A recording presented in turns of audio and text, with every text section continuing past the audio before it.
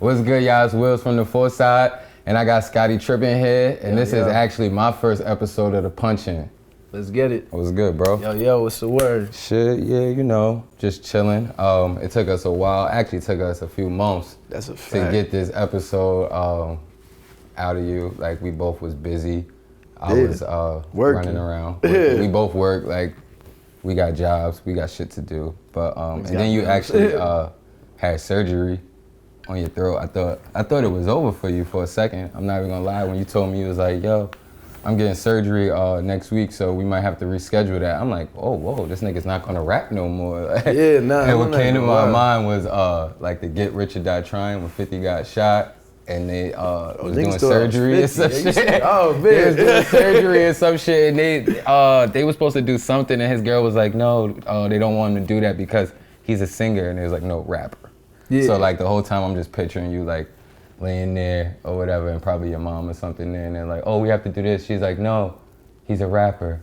Oh, some shit like yeah, I don't know, that was just my mind, but then I actually saw you out, so I was like, oh, he's good. Nah, but yeah, when that shit happened, actually, I was recording a song with this man, Julius Smith. He's from, he lives in Yonkers now, but he's like a Queens rapper, bass kind of dude I know. And when I was rapping with him, we were rapping in my cousin's basement. I go to get on the mic, and as soon as I open my mouth, my voice is completely, like, it sounded crazy. I don't even know what the fuck it was. And like, niggas were mad at me. They were like, yo, we brought this nigga here, and like, yo, you fucked up. I was like, nigga, don't tell me I fucked up, bro. This is not my fault. Wound up, my voice stayed like that for like 4 months. I didn't go to no doctors or nothing. And then I realized what it was. They said I had some shit growing on my vocal cords, so my vocal cords couldn't rub together and make sound. So they had to cut that out. But it wasn't nothing crazy. It's not like niggas was cutting. I was hoping I'd get like some cool scar across my throat, change my name, slice throat or something. Like, I was talking to Arden, and I'm like, yeah, he's getting surgery on his throat, so he can't do it. And I'm like, I don't know how long that's gonna take. Then like the next week, our next episode, I'm like, but I think he's good. I saw him at the bars or whatever, like a few days after. So I was like, yeah, I think he's good. So I knew it wasn't that craziest thing. After that surgery too, because before I went in, let's see, I was in the hood, in front of 33, we like smoking bogeys, smoking weed, chilling. Then I'm like, these niggas are like, yo, why you smoking? Don't you have to get surgery on your throat? I was like, all right, bet. Go get the surgery. I get out like maybe like 8 hours later, and then started smoking right away, bro. That's smoking, crazy, drinking, bro. wound up in the bar. And I think when you told me you was getting surgery, I think I even said something like, yo, I think it's smoking them fucking bogeys. That's a fact. I smoke a lot of cigarettes. Shit is bad for you. That's a whole fact, bro. But yeah, man, tell me like how you started. Like I remember rapping wise, cause actually I knew you for a while. That's a fact. Since you was like, I mean, we got a few years apart, but when I first met you, I knew you as Molly's little brother. Like I think I was with DJ. He was like, oh yeah, that's Molly. When DJ used to have parties, he's like, yeah, that's Molly's little brother. He run with Cooj, and he was like a part of the Baby Goonies and shit like that. So I was like, okay, he's cool. From that, I never knew like you was a rapper. Like I just thought you was just like some young wild nigga. Just running the streets or whatever, getting in trouble and shit all the time. Not all the time, I don't say, but all the time. Like 75%. Yeah, like, yo. So I was like, oh, this nigga just crazy. And then I think like from what I remember is when I started the Fargo Fridays. We taking over the whole world. I'm stunting on all of you niggas. All you haters, fools, go see it with my eyes closed, blindfold. And you was coming to the sessions or whatever, and then I think that's when you told me you rap. And I don't know if you had a song recorded or you spit for me and something, and I just was like, yo, this nigga's nice. Yeah, that's when, that was back in the day. That was studio. That was before you even like told the word, like you told, like you was like, yo, I rap. Where's Fargo? And I was doing the Fargo Friday. And I think like our plan was, I'm like, yo, let me do a Fargo's Fridays with you. Nobody know you rap. I want to put you out. I was like, yeah, let me put it out there. I do remember that. That was crazy. And that was the plan. It just never worked out. But that was like, when you first told me you rapped, I think so. That's wild. Yeah, what the fuck? Yo, I forgot about that shit completely. That's shit just hit me right now. That's wild as hell. Yeah, I remember. I was thinking about that because I was actually looking at the old videos And I'm like, yeah, Scotty was there. And I'm like, yo, I think this is when he told me he rapped. And then I think we was outside smoking and you spit some shit or you had something recorded. I don't know. And then I was like, yo, this nigga's nice. I'm like, yo, you need to do something, da-da-da. And it was like a few months later, it was like off to the races. It was like once you put out your first joint, was it Downfall? The first video was that Downfall shit. And then it was like, after that, it was a rap. Came from dirty corners, older heads calling out to baby daughters. Family always taught to keep it close, streets will raise the orphans. Chronic smoke got him coughing, called a doctor, we in need of organs. But you kind of like had it mapped out. It was like you knew what you wanted to do. It was like you was like you was sitting back just watching everybody. Like you seen like Johnny, you seen Tay, like you see Black Vanity, everybody just doing their thing in White Plains, and it was like, okay, let me see this, let me see that. I think you was just like, let me see how I could do it different, cause that's how I felt. And then cause when you came out or whatever, like you just was like boom, like you was consistent. Like you was a song video, project. Like that's a fact, bro. You got so much videos and projects. Yeah, like 13. Yeah, that's crazy, bro. That's more than the niggas that was doing it before you. Yeah, I dropped like 8 videos or some shit like that. Yeah, this nigga's crazy. So how, like talk about that. Like when'd you start? Like when'd you know like you was a rapper? Like what? Like do you even remember your first rap? Like the first rap you ever wrote? The first song I ever recorded, I put it on, I recorded it on my laptop on Audacity, which is like some free recording shit. And like, I think I did it, oh shit, hold up. You gotta let this lady through real quick. 1 second. Technical difficulties. The first song I ever recorded was called Boston George. And I showed John Tyne it. I remember I showed John Tyne it because John Tyne wanted to remix this shit. And this was like, I recorded the shit on my laptop, and niggas just told me, he was like, yo, it sounded hard when I recorded it on the laptop. I think I actually started recording shit when I got sent away, cause I got sent away to Harlem for a little bit. Yeah. But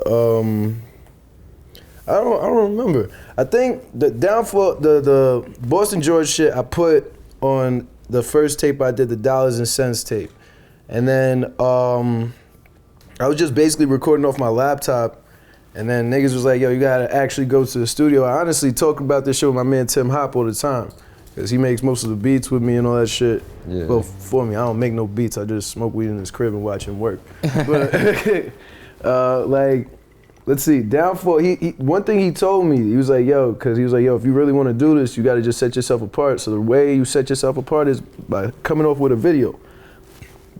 Excuse me. Before you do anything, you come off with a video, because he said niggas are more likely to click a link, a video link, than a SoundCloud link, because everybody got SoundCloud links in their bio. When I first came out, the first song I put out, there was only a YouTube link. I didn't put that shit on anything.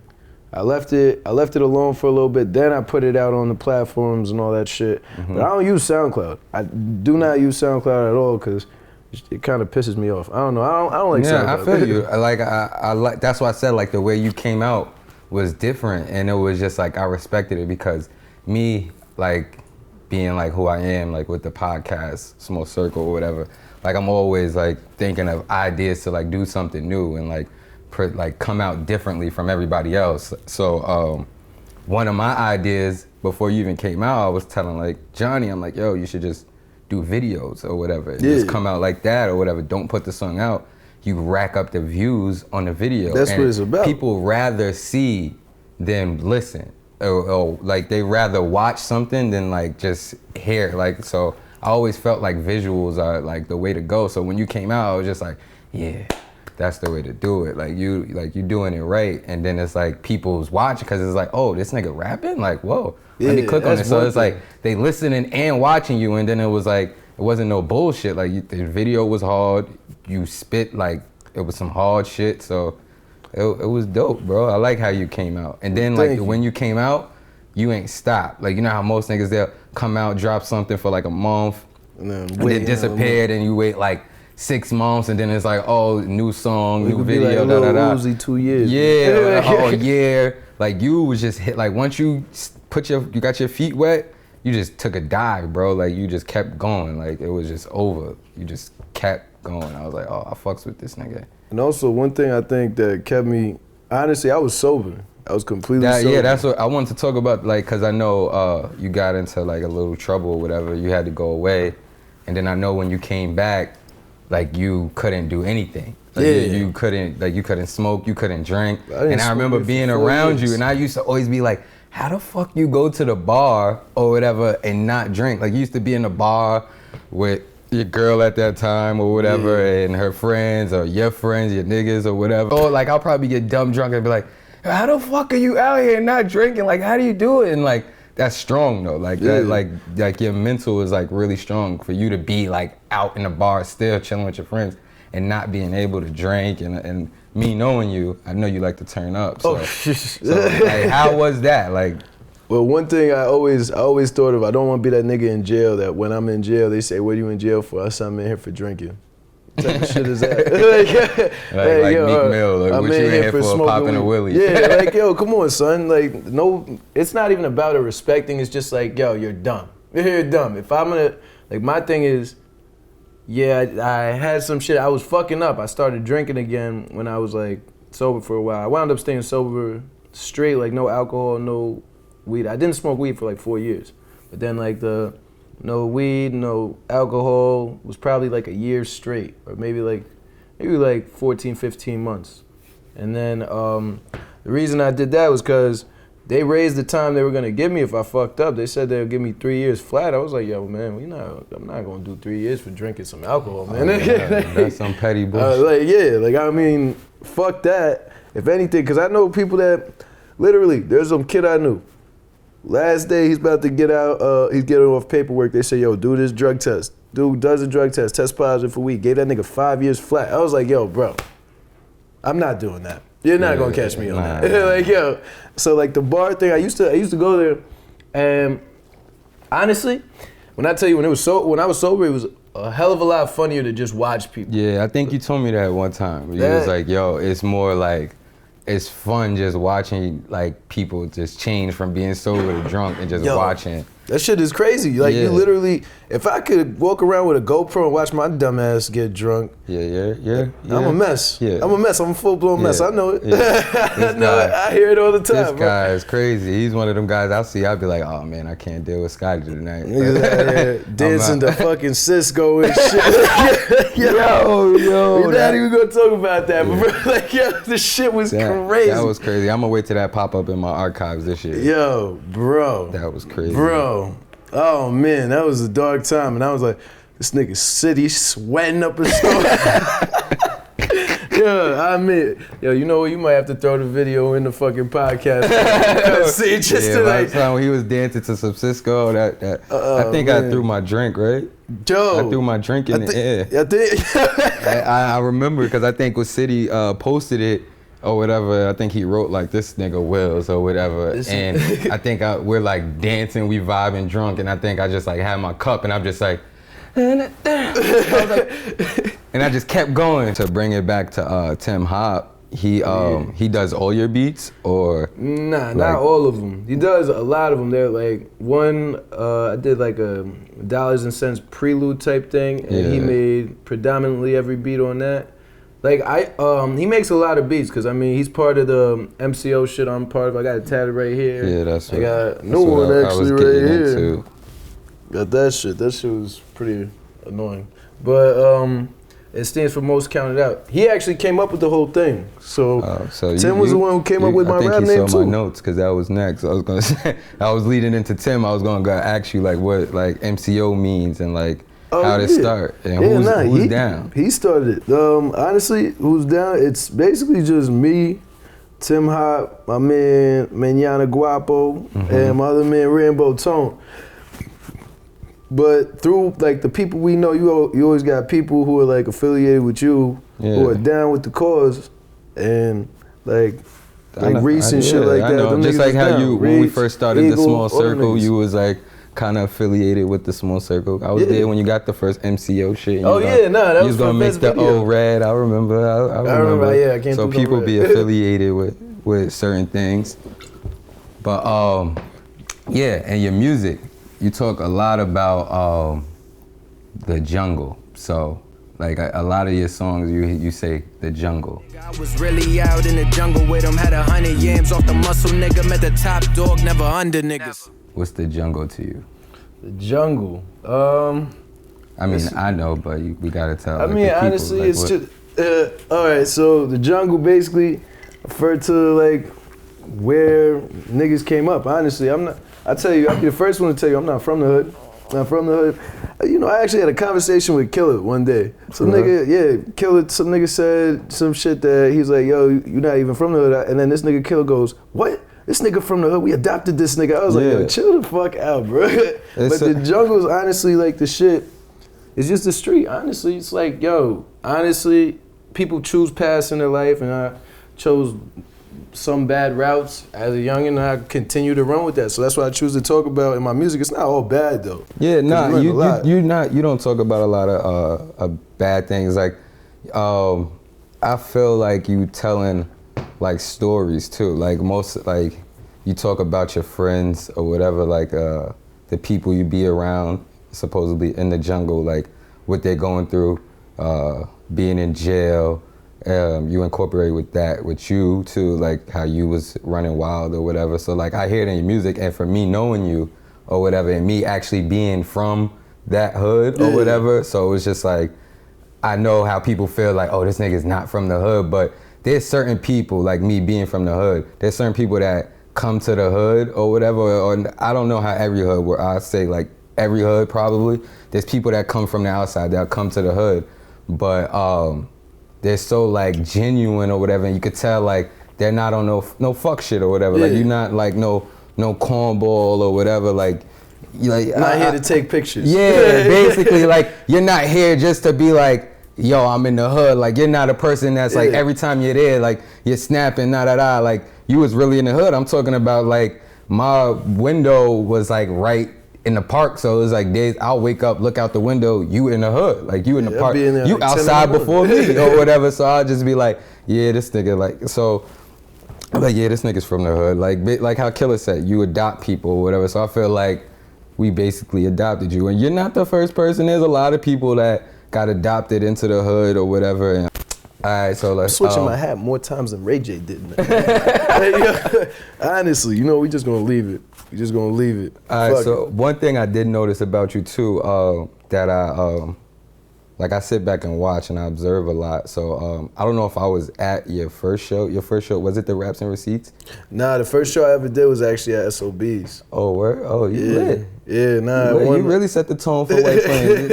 Like a lot of people do their local joints first. He's like, oh, let me fuck it up. Nah, yeah, I don't even know how I got involved in that shit. I think it was something with E-Man or something. He told me about it. He was like, yo, there's some shit at SOB's. You meet a bunch of record executives and shit. I went there, I wound up winning. And then I went to Atlantic Records and all that shit. Yeah, I remember you posting the pics. I brought Tim with me. What was that about? It was basically to meet the A&Rs, just to shoot shit. You know, it's like fucking.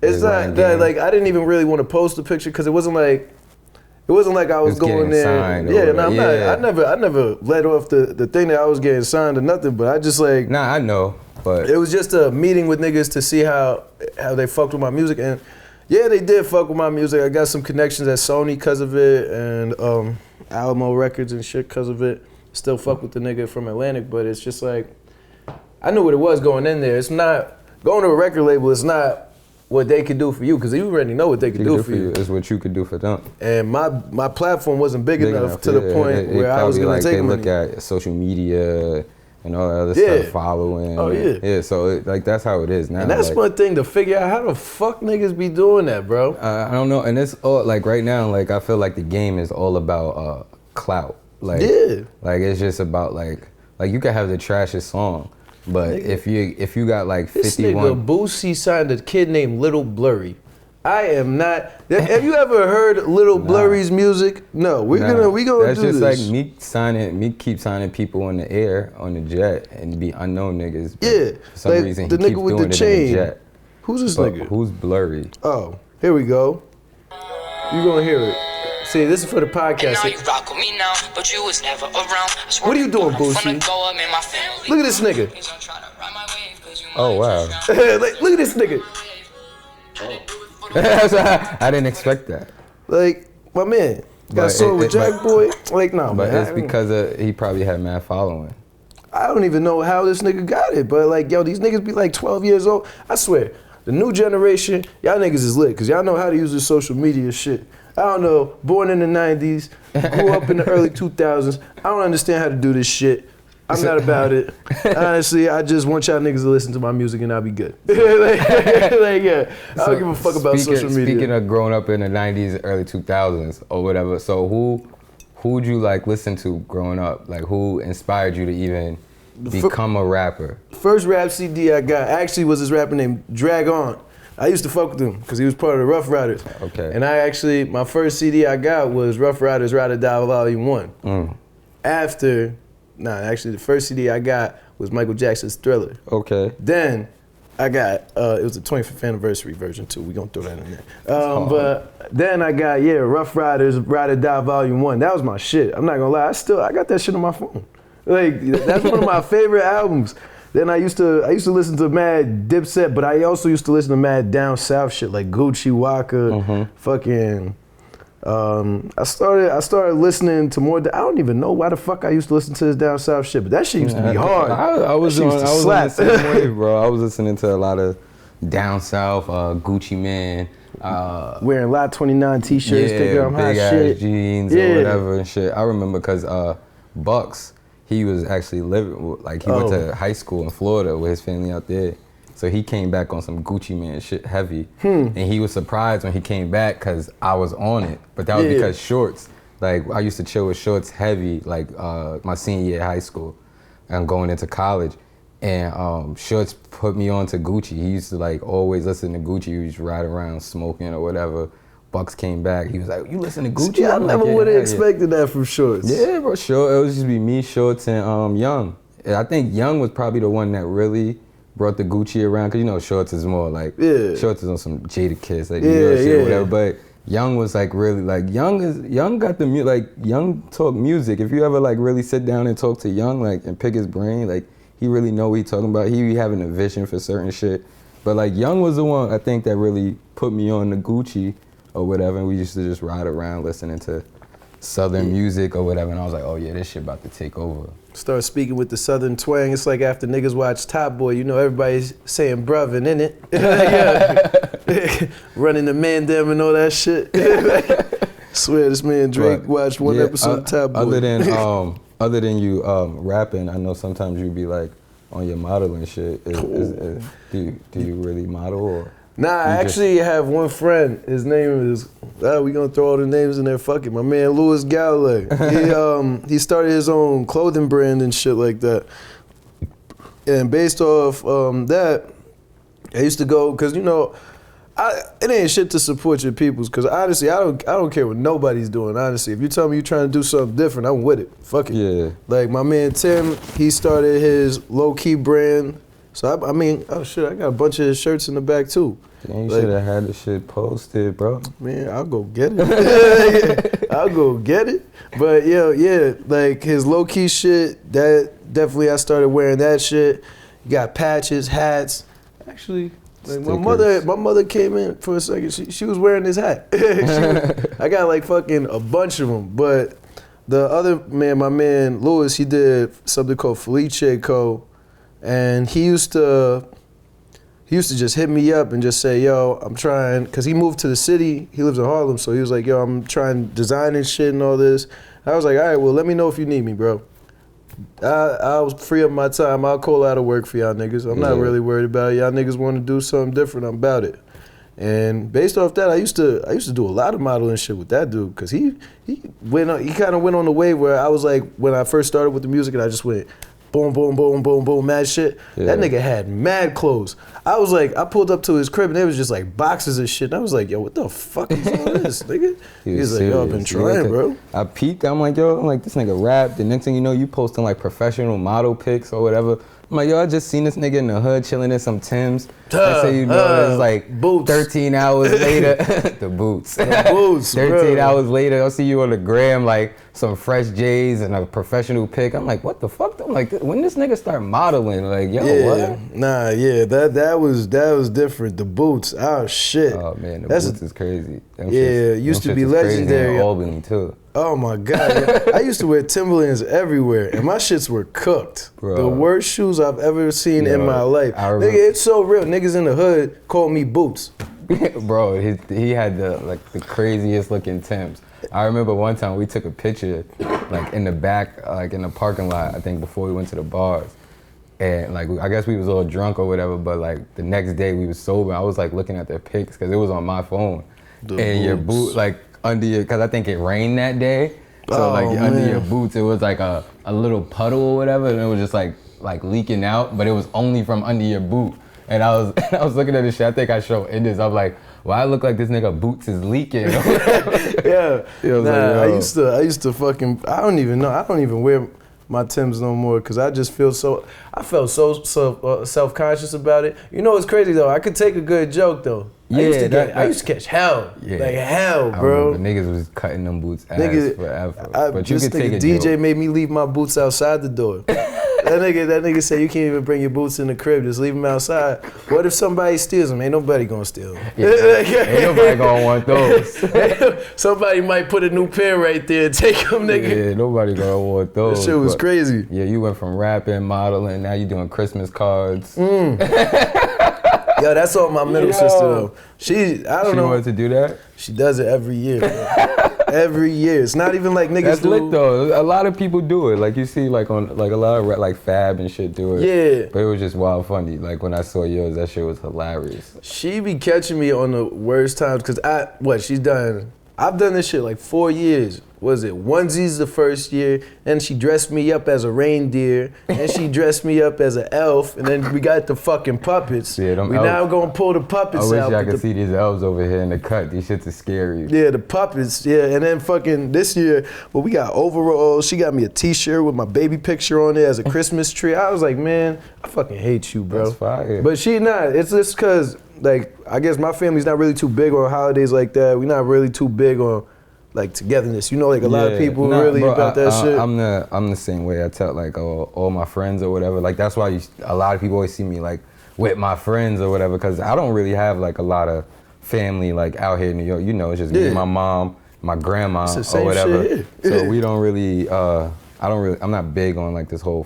like I'm big on family, especially now. I have a daughter, but like that's right.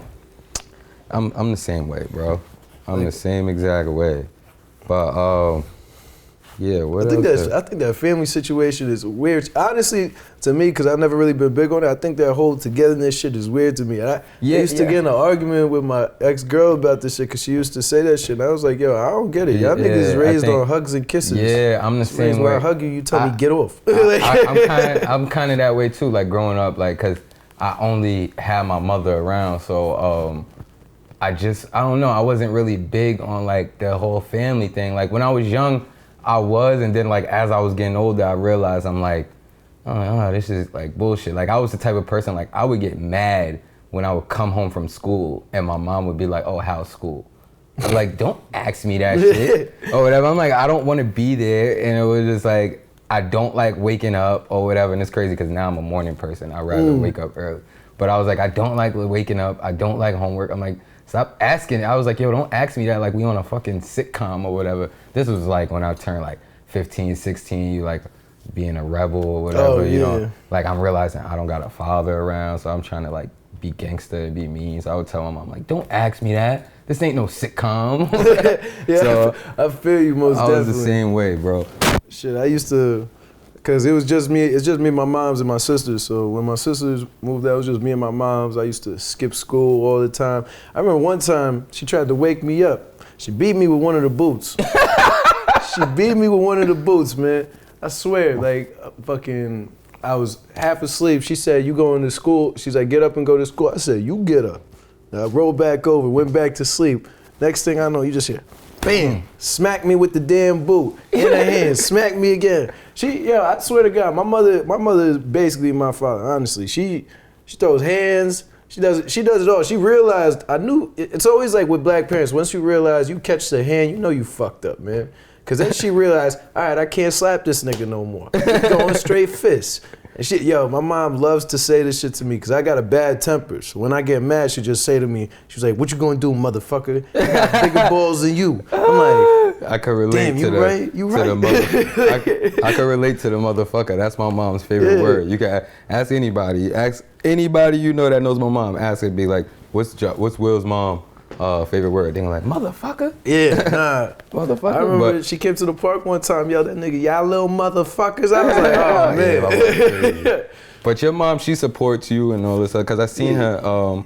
To go back to your performances, because I thought your first one was the Raps and Receipts, because I went there and I was just like, that was my first time seeing you perform. Wait, was that the one at Heist? Yeah. Oh yeah, I think that was the one that got. That was the one with the. That was after when niggas went to Tory shit and then threw the chairs and shit. That was a crazy I was night. not with that. Yeah, I didn't even go in that shit. Niggas walked into the thing and said, damn. Nigga walked out, he said, oh damn, now I feel like I'm blood now. I was like, yeah, these niggas are crazy, bro. Bro, them niggas was in there deep. Like, their performance was lit that night too. Like they I was bet it was. I tell you, as soon as I was done, I said, nah, I ain't staying for this. I know what time it is. Because your mom, you seemed like the type of people was there, and it was too crazy. But your mom was there. That's why I say like she supports you or whatever.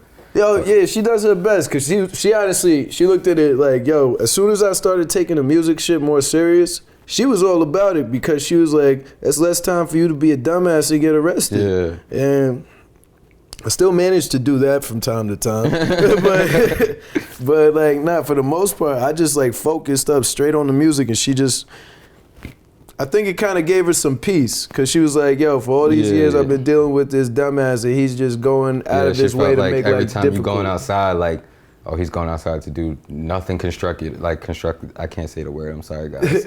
But you go outside and just act a fool, but now she feels like, okay, he has a purpose. He knows what he wants to do. He wants to be something. She's looking at it probably like, you want to be something in life. Like, yeah, so, and you know how they used to show on the news, it'd be like, yo, it's 10 o'clock, you know where your kids are? Yo, she used to say, don't call me after 10 o'clock, because I know where you're calling me from, and I'm not coming to get you. Yo, my mom is the same way, more so like with my younger brother, because I was running the streets too, but I kind of, yeah, he a little bit more yeah, he's more reckless than me, or whatever. And then I calmed down, like super calmed down, and was just chilling, wasn't even with no type of shit, but you want more water? I'll get you more water if you want. Oh, no, I'm good, thank you. My man about to suck the ice cubes. He asked me what kind of water. I said I want sparkling with the ice cubes. Yeah, my man's out here living. And then I was gonna try to go South by Southwest. Some dude was actually talking to me about putting me on his show that he got out there at South by Southwest. That would be fire. Yeah, nah, it'd be dope, because I've never been to South by Southwest, so it's more just for the experience. You could even go out there and like pay to get on like certain shows, like shit like that. I tell you, niggas' bags is different. That's one thing you gotta think about. Like when you go out there, you gotta understand that you dropping out a bag regardless. Of course. And that's like with Kelly, especially because niggas don't really know us. Like they don't know you, so of course. That's a fact. You can't just be like, oh, yo, I rap. Let me. Nigga, who are you? Like, nah, I got this. Yeah, come through. Yeah, it's also like you gotta be outside your shell type, like how the baby went up there with the diaper. And it's like, yo. Didn't you also meet or like somebody that's cool with Cole Bennett? Oh yeah, that's who I was with. The nigga fucking FaceTime nigga said, he was like, yo, if y'all niggas, he's like, Cole Bennett's in fucking San Francisco. If y'all niggas leave, y'all not gonna see him. And I was like, nigga, we ain't got no more bread. We ain't got no more bread. We ain't gonna take out more bread. It's over. I'm catching this flight, because if I miss this flight, I'm gonna have to pay like $500 to get my one way to fucking New York. I'm not doing it. Nah. Yo, nigga FaceTimes niggas in the airport. Hey, Bennett was there. Cole Bennett's sitting on the couch. I was like, he ain't gonna pay for my flight though. Word. He said, yo, I told you. Fuck it and just lived out there. Speaking of songs, I'm still waiting for you to drop a girl song. I keep talking to you about that. Yo, you know what's crazy? Because I know you went through, like, I don't know, you probably don't want to talk about it, but I know you went through some shit, so I was like, and I was telling you, it's the perfect time. I know. Make some type of girl my song. thing is, I always, like the girl things I talk about, I can't really do it, because I I just don't want to hear it. Like I don't want to hear it. Like you never know. Shit, put it out and just give it to the people and never listen to it again. No, but I mean, I don't want to hear my phone go off and then it'll be like, nigga, I thought you talking said about me? You never make a song about me. And I was like, I feel you. lying sack of shit. You're just like your father. I feel you. Yo, like but I got some. I got one that's like. Well, I got like actually like 3 or 4 because I got like 30 something unreleased songs in my phone. Yeah. And it's just like, this one I like listened to it. Me and Tim were one day just sitting in his room listening to it. He was like, yo, that shit is hard, but you definitely gonna get that phone call. And I was like, yeah. I was like, I don't think I'm ready for it. I don't think I'm ready for it. Nah, I always say that because like I like how you spit and like your tone, the way you like just deliver your shit. And I was just talking about this with AK on the podcast. We're like big on rap niggas making like songs for girls or like having an R&B niggas sing on the hook. And certain niggas just That's really. That's one thing I'm trying to get. Certain niggas really be finessing it, like Ross or whatever. Fucking Fab, Dave East even sometimes could do it or whatever, and I feel like I know a lot of people always compare you to East and Cole. I know that, yeah. I got J Bowl. Some nigga called me J Bowl. I was like, yo, bro, I will fucking fold you, bro. Like, yo, don't disrespect me. Even though J Cole is my favorite rapper, I'm not gonna lie. Yeah. But like, don't disrespect me. Call me J Bowl. Like that was like when I was on, they had me on, cause you know, who the fuck is this at my, no, you know the No Jumper podcast, like, yo, you could give them, like, I think it's like $50 or some shit, niggas will play your SoundCloud, $100 or something like that. I'm big on the No, like Adam's my guy. Oh, I fucks with the No Jumper heavy. Yeah, nah, that nigga's elite. I sent him, I did it twice. The second time I did it, I did the Trojan Horse song. And like, yo, honestly, I recorded what that nigga said. I recorded I'll show you what this, the nigga was listening to my shit, and then you like hear the nigga, he's like, damn, this shit is hard, bro. He's like, wait. Adam, right? Yeah, and I was like, damn, yo, this shit hard. Yeah, I thought this shit was, oh, here we go, what is this one? Nah, this nigga just said like little things here and there. But wait, let's fast forward. This one. Alright, well this dude is definitely in contention. Damn, it's kind of like the other dudes who I was thinking about nominating for the free video player are a little bit more like funny, silly, gangster, not funny and silly, but you know, a little bit more crazy gangster shit, you know. Wait, where's this shit? That shit? was a little bit more serious, but I was fucking with it too. He was actually really talented. It's hard. You feel me? I fuck with that. And then he played some wing nigga after me. Dog food. This nigga's retarded, bro. Nah, but he said some shit. He was like, nah, this nigga is good. He was like, yo, I really like this shit. Yeah, nah, I fucks with Adam. He's dope. You feel like you losing focus? Yeah, nah, cause it was like, yo, I've been out of making music for so long, cause I had the throat shit. I couldn't. So my fault. Did that fuck you up? Oh, no, you're good. So yeah, nah, I've been out of it for so long, cause I hadn't been able to record something. That losing focus shit was actually one of the first songs I recorded when I got in the studio. A couple times I dropped the ball, but I will bounce back. I won't react, shaking off those who hold me back. I actually recorded like 5 songs the first time I went in there. I got like 6 hours and I was just in there. I was just putting shit down. I was just like, yo, this shit is actually sounding kind of hard. And losing focus shit, cause I was more focused on like basically just getting bread, cause I couldn't do nothing with my voice. I was just tight. Like when I first was originally gonna have my meeting to have my throat checked out, apparently some shit got missed in the mail and they said, yo, you can't do it this day. So I had to reschedule it for like 3 weeks later. Then I went back and then they said they didn't have the paper again. So I had to schedule it like another 2 weeks later. And that wasn't even to get me the surgery. That was just to get me to a doctor to see what is wrong with my throat.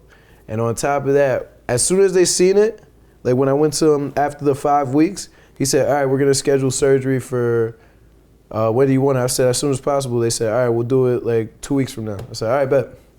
So if I went there on the original day, I would have been good months ago. But I was just more focused on like the shit fucked me up. So I was like, you know what? I'm just gonna work, get this bread, try to live my life, focus on fucking whack ass females, and like.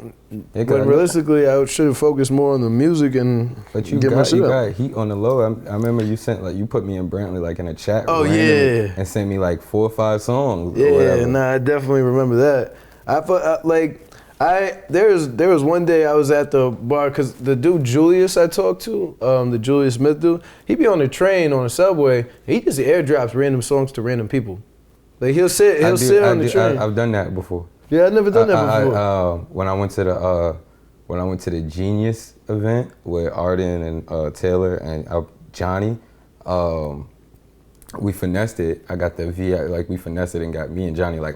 I don't know who Joshua Williams is because I use my real name. Like I was nervous. I wasn't on the list or anything. I pulled up. I was like, yeah, it is like your name. I'm like Joshua Williams. It was like, oh, VIP. I was like, oh shit. Finessed it. You said, oh shit. But yeah, we was in the Genius event and I think around that time, I don't know if Johnny had just dropped something. I don't know, but I was like airdropping like his song to people like on Apple Music, like ran because I would just see who would pop up. Airdrop.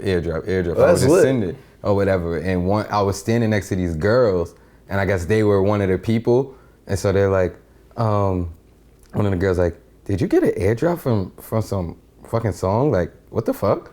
I was like, put my phone in my pocket, and me and Johnny was smoking. I just was playing it off, smoking. I didn't even tell him or whatever. There's like 10 minutes later, I'm like, yeah, you know I was airdropping your song to people. He was like, word? I was like, yeah, you ain't hear those girls next to us talk about some airdrop shit? That was me. He was like, oh. But yeah, I tried that. Like that's cool. Yeah, I mean, I don't know. There was also another nigga I knew, like this kid. He got mad money, but he was just like, he was like, we should just go out to the city and pay a nigga $1 to listen to your music because you never know who you might get. I was like, nigga, I'm not giving niggas $1. I thought about it. I thought about it. I was like, $1, go to Apple Music, click listen to that. Just add it to your shit. That's kind of a good one because you never know. Like you might meet somebody that's working at like a record label. You just running up on because you know these people. You don't know who they are. Like that's a fact. You have no idea who they are. I've seen an interview with I think Cameron, and he said like somebody was like running up on him. Like, oh, can you sign me, this and that. And I think Kevin Lyles was there too. And they was like at the movie theaters.